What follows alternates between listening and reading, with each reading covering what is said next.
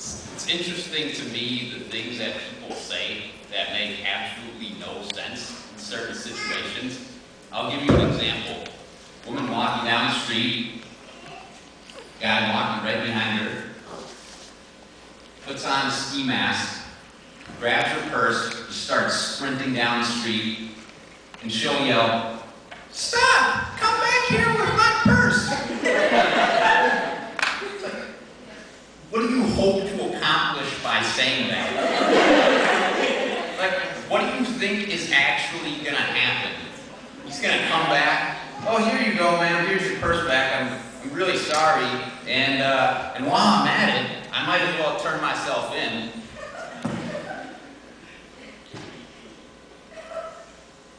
"911, what is your emergency?"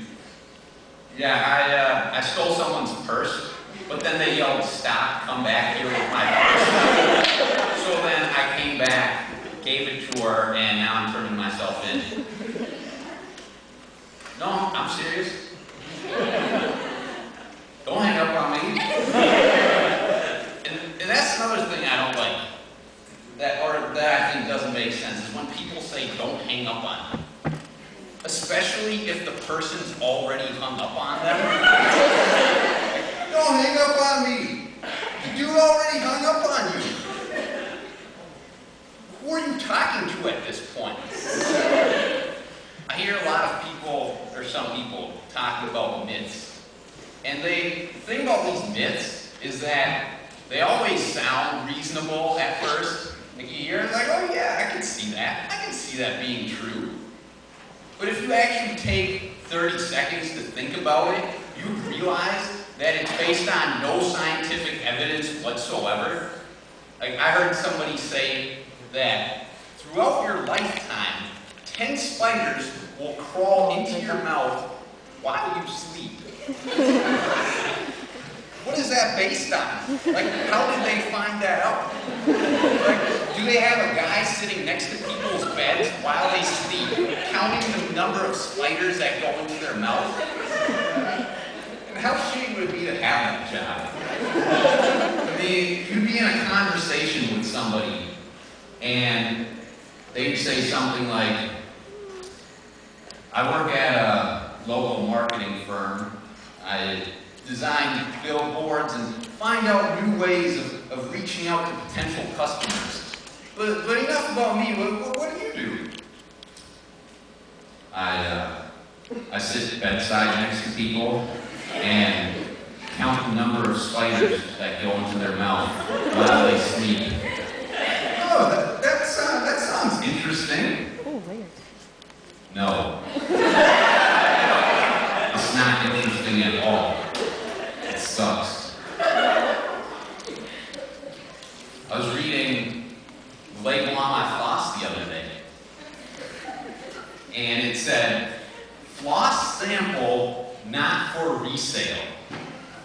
Okay, first of all, for it to be resale, you have to buy it first. That's the definition of resale. Second of all, it's not sold. Nobody sells floss samples. That's why they're called floss samples. Third of all, what kind of a person resells floss samples? It's not prescription drugs. It's floss samples. It's just so ridiculous. And I'm thinking to myself this whole time, is this really an epidemic? Is this a problem that's gotten so out of hand that they need to write that on the label? And even if people did want to resell them, they wouldn't go, "Oh, damn it. If it only weren't for this label, I'd resell a lot of this." In addition to saying things that don't make sense, in addition to labeling things in a way that doesn't make sense, people also make signs in a way that don't make sense sometimes. I was at a Vikings game, and you see the signs. See one that says, "Go Vikings," typical. Another sign says, defense with a D and a picture of a fence. It's really creative. Another sign says, "Go Brett Favre." Apparently they don't know he retired a few years ago. And then I see this other sign, and it says, "Stop the war." Okay, first of all, that doesn't make sense for two reasons. The first reason is, what does he hope to accomplish by writing that? I mean, he's expressing his opinion, but what is the ideal situation for him with that? Like somebody looks at him and goes, "Stop the war." Oh, I never thought of it that way. Oh, yeah, it all makes sense now. Second of all, you're at a Vikings game. You don't see me going to peace rallies with my Adrian Peterson jersey and a sign that says, "Stop the Packers." But I want to conclude now. And I want to leave you guys with a piece of advice that encompasses everything that I've said today. No matter how trustworthy it seems, do not trust a raccoon.